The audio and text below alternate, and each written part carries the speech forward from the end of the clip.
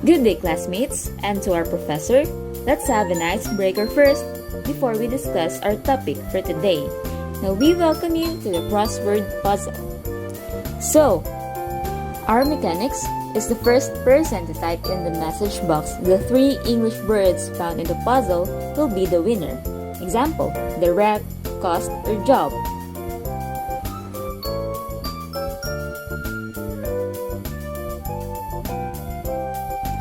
The winner will receive a 15 peso load via GCash only. Game starts now!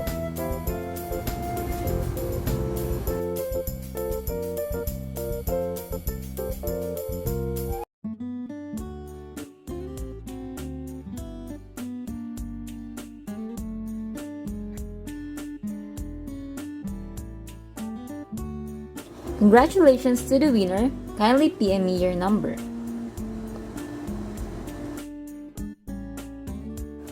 Once again, good morning. So our topic for today is all about job order costing. Job order costing is a costing method which is used to determine the cost of manufacturing each product. This costing method is usually adopted when a manufacturer produces a variety of products which are different from one another and needs to calculate the cost for doing an individual job. Job costing includes the direct labor, direct materials, and manufacturing overhead for that particular job. We can start this topic by asking, how much does it cost to run a t-shirt printing business? The cost of the t-shirt would include the blank t-shirt itself, the printing cost, which vary depending on the quantity of the t-shirts or shirts to be produced, and the colors per shirt, the shipping cost, and other costs to meet the desired product or outcome. As we all know, job order costing is the distinct units of a product or its services, while the process costing system is the masses of identical products or similar units of a product or services. After accepting a job or order, the first step in a job order costing system is to determine the direct materials requirement to complete the job. The type and quantity of direct materials required to manufacture a product can be determined by either using bill of materials or by production staff. Measuring and recording direct materials. Bill of materials is a document that lists the type and quantity of direct materials required to manufacture a standard product. But companies using job order costing system frequently receive orders that require customization in design, size, or color, and etc. In such circumstances, the bill of materials cannot be used to determine the type and quantity of materials required to complete the job. Therefore, the production department determines materials requirement using the information provided by customers.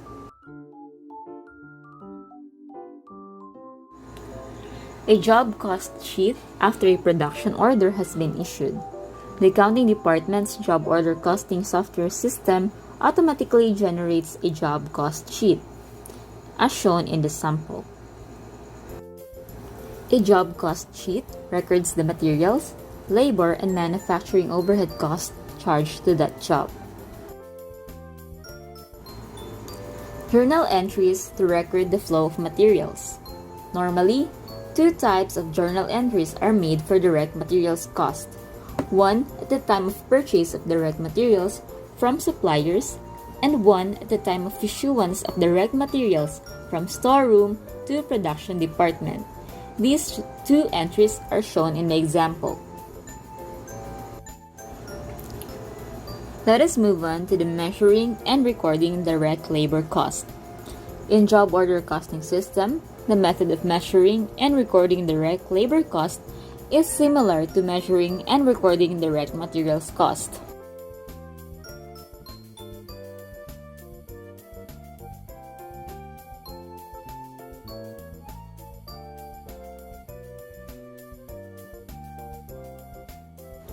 Direct labor hours worked direct labor rate per hour, and total amount in dollars or peso for each individual job or task is recorded on a document known as time ticket or employee time ticket.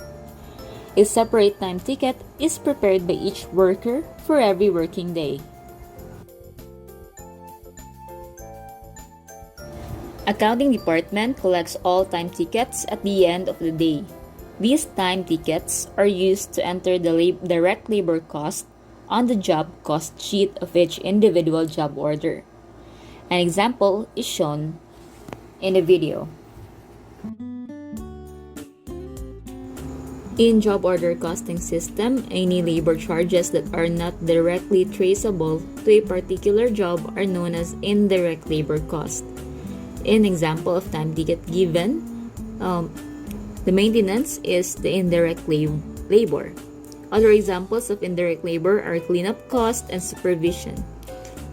Indirect labor is not included in direct labor cost and therefore becomes a part of the manufacturing overhead. These days, companies have replaced the manual process of recording direct materials cost with the computerized approaches.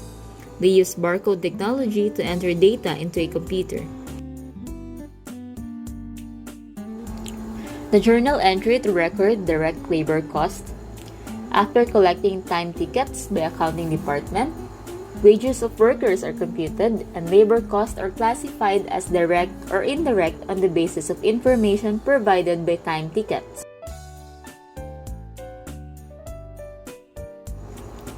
Moving on to the measuring and recording manufacturing overhead cost.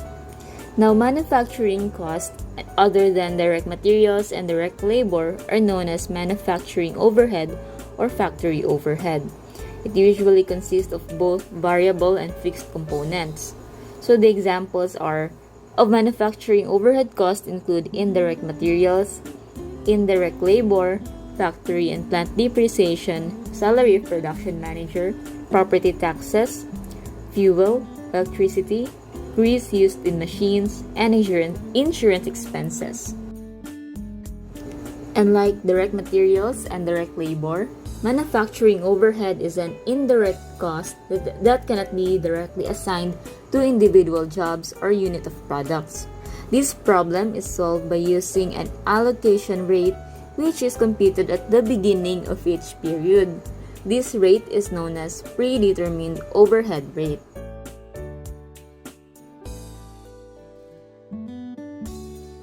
Now let us move on to the application of manufacturing overhead. As stated earlier, the predetermined overhead rate is computed at the beginning of the period and is used to apply manufacturing overhead costs to jobs throughout the period. So manufacturing overhead cost is applied to jobs as follows. When predetermined overhead rate multiplied by the amount of the allocation base incurred by the job is equals to the overhead applied to a particular job. So for example, suppose the GX company has completed a job order. The time tickets show that the workers have worked for 27 hours to complete the job. 27 hours. So the predetermined overhead rate computed at the beginning of the year is $8 per direct labor hour. Now the manufacturing overhead cost would be applied to this job as follows.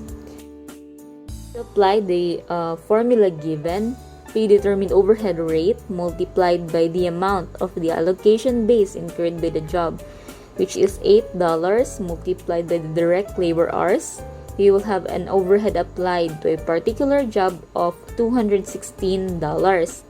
The manufacturing overhead cost assigned to the job is recorded on the job cost sheet of that particular job.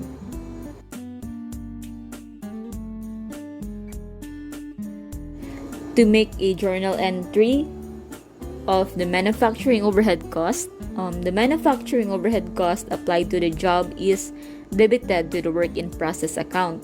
The journal entry for the application of manufacturing overhead cost computed earlier is shown in the video. The manufacturing overhead also needs to be recorded on the job cost sheet. However, assigning manufacturing overhead to the specific job involves some difficulties. First difficulty is that manufacturing overhead is an indirect cost. This means that it is either impossible or difficult to trace these costs to a particular product or a job. Second is manufacturing overhead cost consists of many different types of costs ranging from the grease used machines to the annual salary of the production manager. Some of these costs are variable overhead costs because they vary in direct proportion to changes in the level of production. Example, the indirect materials, supplies, and power. Moving on to the next topic, which is the treatment of non-manufacturing cost. Non-manufacturing expenses have no effect on the production cost of the company because they are treated as period cost. Non-manufacturing costs are not included in the manufacturing overhead account but are charged directly to income statement. Examples of non-manufacturing expenses are sales commission, advertising expense, rent of office building, and depreciation on the equipment used in the office. So let us have the journal entries to record for non-manufacturing costs. To understand how entries for non-manufacturing costs are made, let us consider the following example. The GX company uses job order costing system and has incurred the following non-manufacturing expenses for most recent period. First, the selling and administrative salary, which is $60,000. So we will debit salaries expense and credit salaries and wages payable, which is $60,000. Now, for the second example, the depreciation on office expenses furniture, so which is $14,000. We will debit depreciation expense and credit accumulated depreciation. So for numbers 3 and 4, since same lang sila ng nature of transaction, which are expenses, advertising expense, $84,000, other selling and administrative expense, $16,000. Pwede na nating pag-isahin yung entries nila. So we will debit advertising expense, $84,000, debit other marketing and administrative expense, $16,000, and we will credit the accounts payable of $100,000. And finally, for the last part of my topic is the finished goods and cost of goods sold. So, in a job order costing system, all manufacturing cost, example, direct materials, direct labor, and applied manufacturing overhead, so of the job are debited to work in process account. So, when a job is completed, its cost, as shown by job cost sheet, is transferred from work in process account to finished goods account. So after completion, the job becomes finished goods and is therefore transferred from the production department to the finished goods storeroom. That is what we call also a warehouse. So the following journal entry is made to transfer the cost of a completed job from work in process account to finished goods account, which is debit finished goods and credit work in process. So the total cost transferred from work in process account to the finished goods account during a period is equal to the cost of goods manufactured for that period. Now, at the end of the period, the cost of incomplete jobs remain in the work in process account and is shown as work in process inventory in assets section of the balance sheet. And in the next period, this cost represents the opening balance of the work in process account. Finally, the cost of goods sold. So when finished goods are shipped to customers, the cost of finished goods are transferred from finished goods account to cost of goods sold account. If a job is completed according to specification of a particular customer, the complete job is shipped to the customers immediately, and the manufacturing cost is associated with the job, as shown by the job cost sheet, is charged to the cost of goods sold. But in some cases, the complete job is not shipped, but only a portion of the job is sold to the customers. So, in such circumstances, the manufacturing cost per unit is computed, and the cost of the units have been shipped to customers is charged to cost of goods sold account. Again, for that circumstances, if hindi nabibenta lahat, then the manufacturing cost per unit is computed, and the cost of units have been shipped to the customers is charged to cost of goods sold account. So the sales and the transfer of cost from finished goods to cost of goods sold account are recorded by making these following journal entries. So first, when sales are made, number one, if sales are made or on account. So if yung sales are like inutang siya ng customer, meaning meron tayong i-debit na accounts receivable and meron tayong i-credit na sales. Second, if sales are made on cash.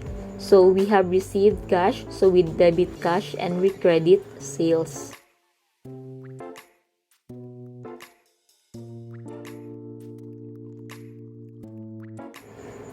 So the second and last entry for my topic is when the cost is transferred to cost of goods sold account.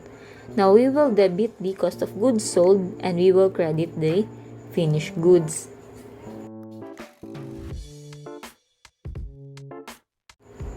I think that's it for the first part of chapter 3. This has been your reporter, Ivy Maker Value. Thank you for listening.